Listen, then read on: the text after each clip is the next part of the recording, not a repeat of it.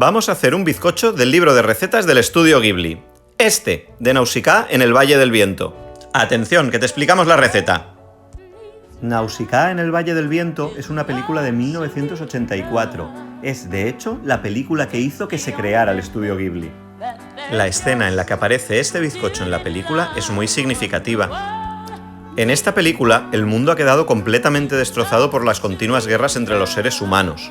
Nausicaa, la protagonista, intenta poner un poco de paz entre ellos y explicarles por qué es tan importante que preserven la naturaleza.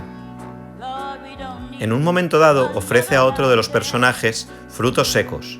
Este nunca los ha visto y no se fía, así que Nausicaa, para que los pruebe, prepara este bizcocho. Entonces sí se atreve a probarlos y a partir de ahí cambia su relación con la naturaleza y con el resto de seres humanos.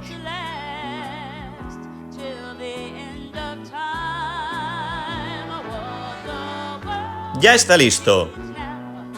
Vamos a ver cómo ha quedado. Dicen de dejarlo enfriar, pero somos un poco ansias y lo queremos ya.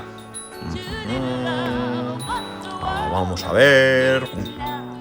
¡Está riquísimo! Y con los frutos secos te da tope de energía. Es una de las recetas de las películas del estudio Ghibli.